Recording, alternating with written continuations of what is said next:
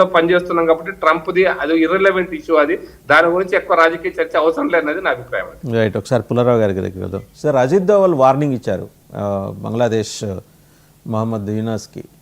మీరు 22 కిలోమీటర్లు అడ్డుకుంటే మేము 220 కిలోమీటర్లు లోపలికి వస్తాం, ఒళ్ళు దగ్గర పెట్టుకోండి, మీ దేశం ఏర్పడిందే మా వల్ల అని. ఇంత స్ట్రాంగ్ అండ్ స్ట్రెన్ వార్నింగ్ ఇవ్వటానికి గల కారణం ఏంటి? నేరుగా జనరల్గా ఆయన మాట్లాడరు, అజిత్ దోవల్ చేతుల ద్వారానే ఉంటుంది, అలాంటిది ఆయన మాట్లాడారు. ఒకటి తప్పు చేశాం హిస్టరీలో. నెహ్రూ ఆ సమయంలో వచ్చిన థియరీ ఏమిటంటే, హైదరాబాద్ హిందూ మెజారిటీ కనుక ఆ రూలరు పాకిస్తాన్కి వెళ్తాను, ఇండిపెండెంట్కి వెళ్తాను, వీళ్ళు లేదో మన దేశంలో మర్చిపోవాలంటే అప్పుడు వైస్రాయ్ లార్డ్ మౌంట్ బ్యాటన్ ఒప్పుకున్నారు. అలాంటి సమయంలో కాశ్మీర్ ఇష్యూ వచ్చింది. వాళ్ళందరూ నీకు ఈ లాజిక్ హైదరాబాద్కి చెప్తున్నావు, ఇప్పుడు ఈ లాజిక్ ఇక్కడ అప్లై చేయాలి కదా కాశ్మీర్లో అంటే. వీళ్ళందరూ నెహ్రూని తిడుతున్నారు. నెహ్రూ ఫ్రెండ్షిప్ మౌంట్ బ్యాటన్తో, తెల్ల రాజాతో, మిగతా గాంధీ గారు ఎందుకు సెలెక్ట్ చేశాడు నెహ్రూని? పటేల్ చాలా గొప్పవాడు, కానీ పటేల్ దీనికి ఉపయోగపడ్డు. నెహ్రూ కారు ఎక్కాడు, రాష్ట్రపతి భవన్కి వెళ్ళాడు, అప్పుడు వైస్రాయ్స్ లాడ్జ్ వెంటనే వాడు నిక్నేమ్ ఏదో ఉన్నది మౌంట్ బ్యాటన్, వాళ్ళని పిలిచాడు, చెప్పాడు. వాడు సెక్రటరీ విపి మెనన్ సెక్రటరీ, అప్పుడు లార్డ్ మౌంట్ బ్యాటన్ సెక్రటరీ, తర్వాత హోమ్ సెక్రటరీ అవ్వాడు. అయిపోయింది. ఆ జనాలు వీడేం చేశాడు, ఏమైపోయాడు, ఒక అరగంటలో మార్చేశాను. ఎక్సెషన్ మహారాజా కాశ్మీర్ ఇచ్చిన ఉత్తరం ఎక్సిక్యూట్. మనం మర్చిపోకూడదు హిస్టారికల్ విషయాలు. తప్పులు చేశారు మీరు. ఆ తప్పు అప్పుడు ఏం జరిగింది, ఇంకో తప్పు చెప్తున్నా. మనకి ఈస్ట్ పాకిస్తాన్ ఇచ్చారు బంగ్లాదేశ్. త్రిపురకి సముద్రానికి 50 మైళ్ళ 100 మైళ్ళ, నా మైండ్ లేదు, గూగుల్లో టక్ 70 కిలోమీటర్లు సార్ ఇప్పుడు. అదే 70 కిలోమీటర్లు. ఆయన గూగుల్ చూడలేదు, నాలెడ్జ్ బేస్. సో 70 కిలోమీటర్లు ఆ స్ట్రిప్ మనం తీసుకుని ఉంటే బంగ్లాదేశ్ నుంచి ఇవాళ అయిపోతుంది బారంటే. అది హిస్టారికల్ మిస్టేక్. రెండో హిస్టారికల్ మిస్టేక్ 71లో మనం అప్పుడు వాడు పీక్ పట్టుకుని సంతకం పెట్టేసుకోవాల్సింది ముజిబుర్ రెహమాన్ పెట్టలేదు. అది హిస్టారికల్ మిస్టేక్, చాలా పెద్ద హిస్టారికల్. అన్నిటికంటే పెద్ద హిస్టారికల్ మిస్టేక్ బంగ్లాదేశ్ క్రియేట్ చేయటం చాలా పెద్ద హిస్టారికల్ మిస్టేక్. ఇంకో 100 సంవత్సరాల 1000 సంవత్సరాల మనం ఏడ్పిస్తాడు. అలాగే నేను మొన్న డిబేట్స్లో చెప్పాను, ఇంగ్లీష్ డిబేట్లో, లడాక్ అనేది సపరేట్ రాష్ట్రం చేయటం 100 సంవత్సరాలు ఏడిపిస్తుంది భారతదేశం. ఎందుకంటే లడాక్ చేశారు కదా, ఏదో తీసేద్దామంటే వాళ్ళు ఏమంటున్నారు, మా అమ్మల్ని చైనా ఏమంటున్నారు, కరెక్ట్గా చేశారు secret. Ladakh was part of Tibet. Kashmir రాజా 1860లో లాగేసుకున్నాడు లడాక్. కాశ్మీర్ రాజా అప్పుడు రంజిత్ సింగ్, డోగ్రాజ్ అందరూ లాగేసుకున్నారు. అందువల్ల హిస్టరీలో మనం మిస్టేక్స్ చేశాం. రీసెంట్గా ఈ మిస్టేక్ జరిగింది, లడాఖ్ను వేరే రాష్ట్రం చేయకూడదు. కాశ్మీర్లో ఉన్నప్పుడు 3 లక్షల మంది మాట్లాడలేదు, నోరెత్తలేదు, మూల కూర్చున్నారు. ఇప్పుడు మాకు రాష్ట్రం కావాలి, మా బుద్ధిస్ట్ కావాలి, మాకు ఎంబసీలు కావాలి, మాకు ఉన్న పక్కన ఉన్న బుద్ధిస్ట్ నేషన్స్తో ఎంబసీలు కావాలి, ఇవన్నీ చెప్తున్నారు. సో ఎంత హిస్టారికల్ మిస్టేక్ ఆ రోజు చేశాం. 1947 బంగ్లాదేశ్ 70 కిలోమీటర్లు రోడ్డు కావాలి, 100 అడుగుల రోడ్డు కావాలి, 50 అడుగుల రోడ్డు కావాలంటే అయిపోయింది. సో ఈవేళ ఎన్ని పార్టీలు ఏంటంటే హిస్టారికల్ మిస్టేక్స్ మనం సఫర్ అవుతున్నాం. ఈ మిస్టేక్స్ తర్వాత ఒక మాట అంతా ప్రకాష్ రెడ్డి గారు చెప్పింది అగ్రీ అవుతున్నా, కానీ 3 years long time in history.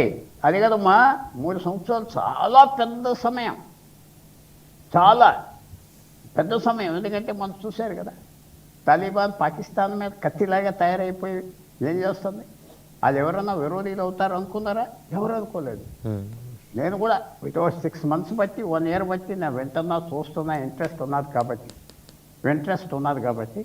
But ఇంత సర్ప్రైజింగ్గా వాళ్ళు విరోధీలు అయిపోయారు. అలాగే ఇండియాకి బ్యాక్ రోడ్ ఇరాన్ నుంచి. ఇంకో లాస్ట్ పాయింట్, మై ఫ్రెండ్స్ ముగ్గురు నాకు బాగా తెలుసు. Well, they won't criticize me 1 more minute with their permission. అప్పుడే ఇరాన్ గురించి అన్నారు, మన తులసిరెడ్డి గారు చెప్పిందంతా I agree except Iran. America దగ్గర ఉన్న పవర్ ఏంటంటే శాంక్షన్ అంటారు. శాంక్షన్ అంటే నీకు న్యూయార్క్ బ్యాంక్స్ మనీ ట్రాన్స్ఫర్స్ చేయనివ్వరు, ఆ కోడ్ అంతా వాళ్ళతోనే ఉంటుంది. మేము పంపించే డబ్బు, నాకు వచ్చే డబ్బు has to come through New York. So అది అమెరికా నొక్కేస్తుంది. కానీ మన ఇరాన్లో మనకు హార్బర్ ఉన్నది, చాబహార్లో ఇన్వెస్ట్ చేశాం, చాబహార్. అది శాంక్షన్లో ఉన్నది. ఎక్స్టెన్షన్ ఇచ్చాడు ట్రంప్ 6 నెలల వరకు, జూన్ వరకు చేసుకోవాలి. చాలా పెద్ద విషయం. అయితే వాళ్ళు అర్థం చేసుకున్నారు, ఆ పోర్ట్ డెవలప్ అయిపోతే సెంట్రల్ ఏషియాలో ఉన్న 5 దేశాలు ఇక రష్యా కింద ఉండవు, చైనా కింద ఉండవు, వేరే అయిపోతాయి. అందువల్ల ఇవన్నీ ఒకటి లాస్ట్ సెంటెన్స్. 3 సంవత్సరాలు is a very long time. 1 week is also a long time. So చూద్దాం ఏమవుతుందో. రైట్, ఒకసారి తులసిరెడ్డి గారి దగ్గరికి వెళ్దాం. సార్, అజిత్ దోవల్ గారు వార్నింగ్ జనరల్గా ఏంటంటే ఆయన చేతల మనిషి, మాట్లాడరు. ఇక నేరుగా రంగంలోకి దిగి మాట్లాడాల్సిన పరిస్థితులు ఏమై ఉండి ఉంటాయి? అంటే బంగ్లాదేశ్ మరీ ఎక్కువ చేస్తుందా? రెడీగా వచ్చేసి ఒక గ్లాసు మంచినీళ్ళు ఇస్తే థ్యాంక్స్ అంటాం, పూట అన్నం పెడితే థ్యాంక్స్ అని చెప్తాం. అంటే ఇది ఆ దేశ ఆవిర్భావానికి మన కారణము అంత సైన్యాన్ని పంపించేసి అనేక ఇబ్బందులు పడి మన వాళ్ళు కొందరు చనిపోయినారు. అటువంటి దేశమే ఆవిర్భావానికి మనం భారతదేశము కారణమైతే, అటువంటి చోట ఇప్పుడు భారతదేశానికి వ్యతిరేకంగా ప్రభుత్వం వచ్చేసి పనిచేయడము, అక్కడ ఉండేటువంటి భారతీయులు కానీ హిందువులు కానీ ఇబ్బంది పెట్టడము, తర్వాత అనవసరంగా మాట్లాడము, తర్వాత ఈ లేటెస్ట్గా వచ్చేసి ఆ యొక్క ప్రధానికి అక్కడ ఉరిశిక్ష వేయడము, ఇవన్నీ వచ్చేసి అంటే రేపు మమ్మల్ని పంపించండి, ఆవిడ పంపించాలా, అక్కడ సమస్య వస్తుంది. ఇప్పుడు ఇది ఎందుకంటే ఆల్రెడీ మన దేశంలో ఉంది, అక్కడ తీర్పు ఇచ్చారు, పంపించాలా, మరి పంపించాలా వద్దా అనేది తారాస్థాయికి పోయింది. కాబట్టి ఈ నేపథ్యంలో ఇంకా వాళ్ళకు వార్నింగ్ ఇవ్వక తప్పదు. కాబట్టి ఎందుకంటే అక్కడ హిందువులకు వ్యతిరేకంగా భారతీయులకు వ్యతిరేకంగా కార్యక్రమాలు అనేకం చూసాము. తర్వాత ఆ ప్రభుత్వం కూడా వచ్చేసి యాంటీ, ఆయన తాత్కాలిక ఉన్నతం కూడా యాంటీ ఇండియా యాంగిల్తోనే వచ్చినట్టుంది. కాబట్టి డెఫినెట్గా వచ్చేసి ఆ స్థాయికి వచ్చింది. కాబట్టి తీవ్రమైన హెచ్చరిక చేయాల్సిన సమయం వచ్చిందేమో అనిపిస్తుంది. లేకుంటే ఇంకా మనం ఊరుకున్నా కానీ వాళ్ళు చేస్తున్నారు. కాబట్టి ఆ నేపథ్యంలో అసలు ఎవరికైనా కోపం వస్తుంది. మన ద్వారా ఒకరికి సహాయం పొంది వాడు వచ్చేసి అనవసరంగా చేస్తా ఉంటే ఎంత శాంతి స్వరూపుడైనా కానీ ఇప్పుడు రియాక్ట్ కావాల్సి వస్తుంది. బహుశా దోవల్ గారి వ్యాఖ్యలు నేను హర్షిస్తాను. రైట్, ఒకసారి దేవిప్రసాద్ గారి దగ్గర. దేవిప్రసాద్ గారు, యాజ్ రైట్లీ సెడ్ తులసిరెడ్డి గారు, పుల్లారావు గారు అన్నట్టు కొన్ని హిస్టారికల్ మిస్టేక్స్ జరిగినాయి. సరే, ఇవాళ అవి దిద్దుకోలేము. ఇప్పుడు మాత్రం అవి జరగకుండా నిరోధించడానికి అజిత్ దోవల్ గారు చేసిన వ్యాఖ్యలు అనేవి స్వాగతించదగినవి అనేది వారి అభిప్రాయం. మీరేమంటారు?